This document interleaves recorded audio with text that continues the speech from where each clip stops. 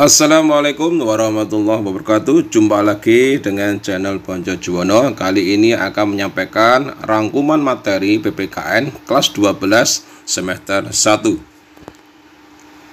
Sebelum lanjut pembahasan, silahkan like, share, dan subscribe.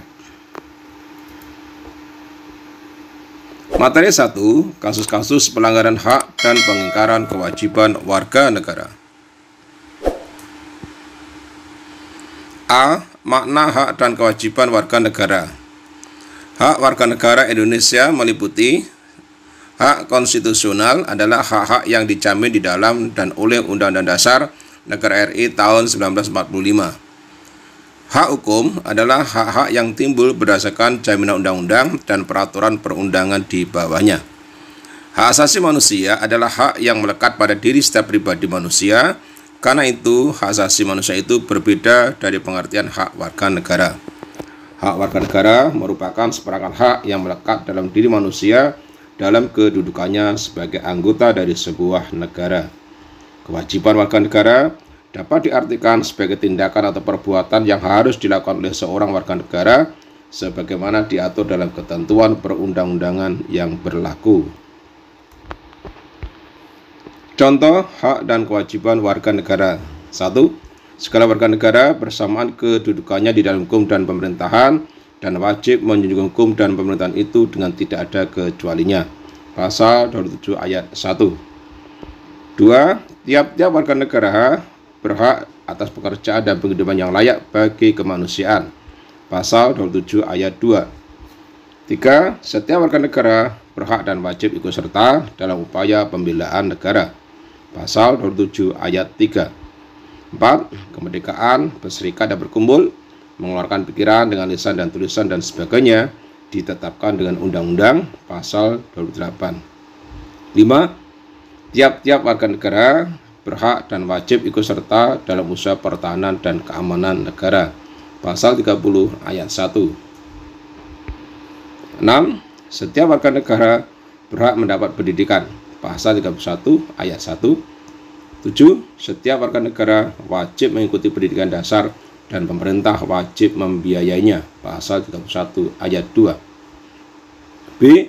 Substansi hak dan kewajiban warga negara dalam Pancasila.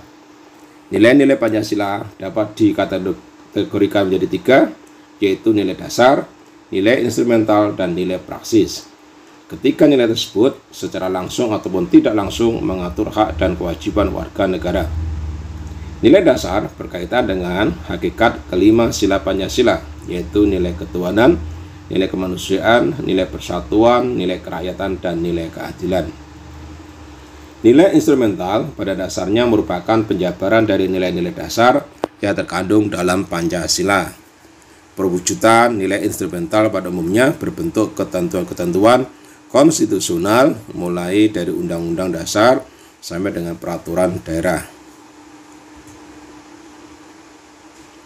Nilai praksis pada hakikatnya merupakan perwujudan dari nilai-nilai instrumental. Dengan kata lain, nilai praksis merupakan realisasi dari ketentuan-ketentuan yang termuat dalam peraturan perundang-undangan yang terwujud dalam sikap dan tindakan sehari-hari.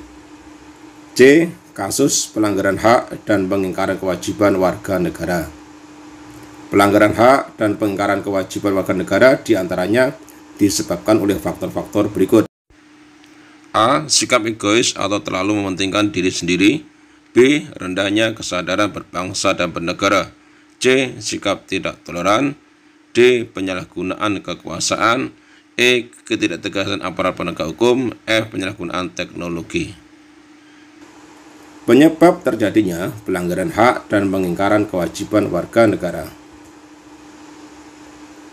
A. Proses penegakan hukum masih belum optimal dilakukan. B. Saat ini tingkat kemiskinan dan angka pengangguran di negara kita masih cukup tinggi. C. Makin merebaknya kasus pelanggaran hak asasi manusia seperti pembunuhan dan pemerkosaan. D. Masih terjadinya tindak kekerasan mengatasnamakan agama. E. Angka putus sekolah yang cukup tinggi. F. Pelanggaran hak cipta. Penanganan pelanggaran hak dan pengingkaran kewajiban warga negara. A. supremasi hukum dan demokrasi harus ditegakkan. B. Mengoptimalkan peran lembaga-lembaga selain lembaga negara yang berwenang. C. Meningkatkan kualitas pelayanan publik. D. Meningkatkan pengawasan dari masyarakat dan lembaga-lembaga politik. E. Meningkatkan penyebarluasan prinsip-prinsip kesadaran bernegara kepada masyarakat. F. Meningkatkan profesionalisme lembaga keamanan dan pertahanan negara. G. Meningkatkan kerjasama yang harmonis antar kelompok atau golongan dalam masyarakat. Tindakan penanganan dilakukan oleh lembaga-lembaga negara yang mempunyai fungsi utama untuk menegakkan hukum seperti berikut. A. Kepolisian melakukan penanganan terhadap kasus-kasus yang berkaitan dengan pelanggaran terhadap hak warga negara untuk mendapatkan rasa aman. B. Tentara Nasional Indonesia melakukan penanganan terhadap kasus-kasus yang berkaitan dengan gerakan separatisme, ancaman keamanan dari luar, dan sebagainya. C. Komisi Pemberantasan Korupsi melakukan penanganan terhadap kasus-kasus korupsi dan penyalahgunaan keuangan negara. D. Lembaga peradilan melakukan perannya untuk menjatuhkan vonis atas kasus pelanggaran hak dan pengingkaran kewajiban warga negara.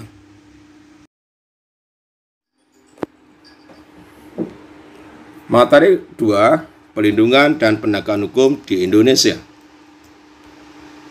A. Hakikat pelindungan dan penegakan hukum.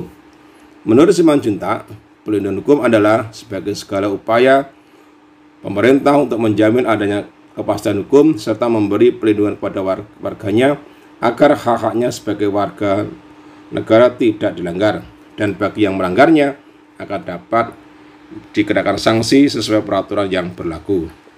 Penegakan hukum merupakan upaya untuk melaksanakan ketentuan-ketentuan hukum dalam berbagai macam kehidupan.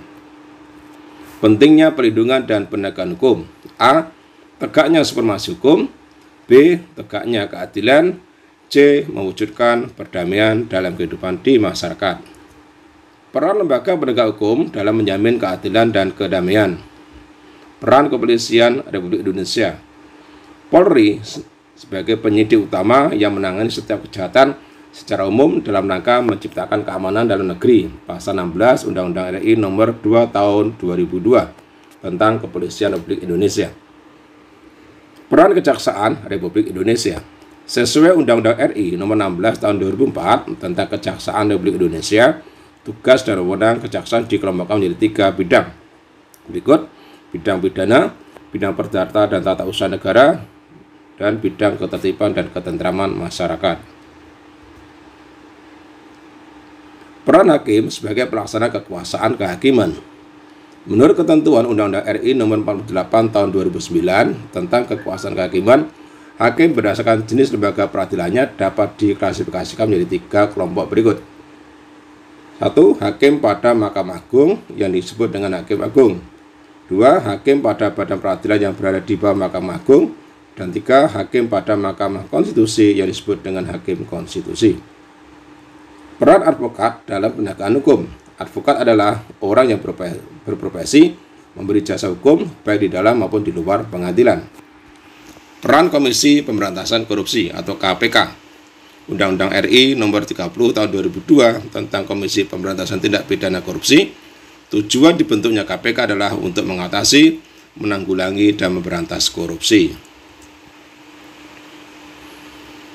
Untuk mencapai tujuan tersebut, KPK mempunyai tugas sebagai berikut. A. Koordinasi dengan instansi yang berwenang melakukan pemberantasan tindak pidana korupsi. B. Supervisi terhadap instansi yang berwenang melakukan pemberantasan tindak pidana korupsi. C. Melakukan penyidikan, dan penuntutan terhadap tindak pidana korupsi.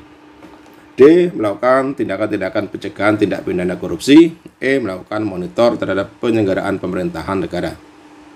Dalam menjalankan tugas dan wewenangnya itu, KPK berpedoman pada asas sebagai berikut. A. Kepastian hukum. B. Keterbukaan. C. Akuntabilitas. D. Kepentingan umum. E. Proporsionalitas.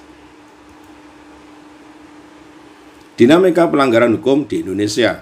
Berbagai kasus pelanggaran hukum.